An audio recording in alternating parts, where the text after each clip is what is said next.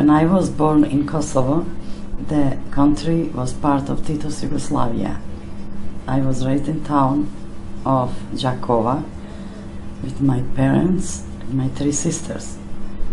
As the conflict in Kosovo escalated, my husband and I joined the student protest movement and became activist leaders in the struggle for freedom and independence, until one day we heard the secret police had put us on the list to be arrested and imprisoned. We decided to seek political refugee status in the United States, but the only way we could enter the country was through Mexico. Our plan was to cross the border in the United States, a place of safety and limited freedoms, a land of endless opportunities. Things did not go as planned. At the border, we were thrown in Mexican jail, where I spent the longest night of my night, fearing torture and rape. Instead, the police only stole all our cash and my gold and released us to American guards without a penny.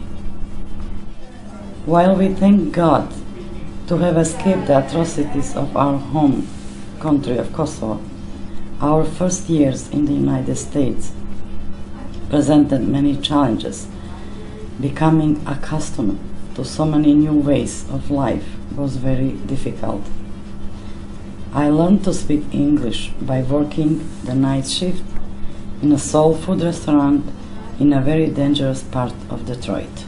From the beginning, I admired the way Americans can participate in the political process and how the system protects their rights.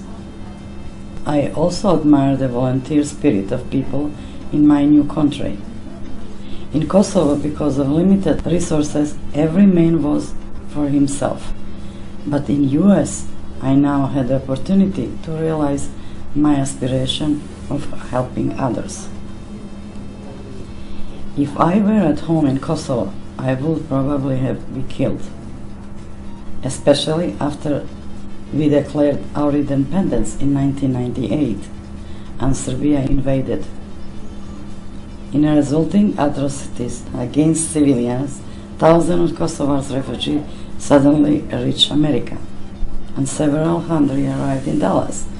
To my surprise, I soon began receiving calls for help from my people who had reached freedom only to be abandoned in empty apartments by Dallas Refugees Agency without food, medication for sick children, or even money to make a phone call.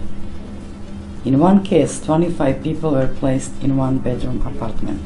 With DFW International, I had been organizing the collection of humanitarian aid, such as food, furniture, household goods, but we quickly helped the refugee organize to hold press conference where the agency's failure to follow requirements was told to every media outlet in the region.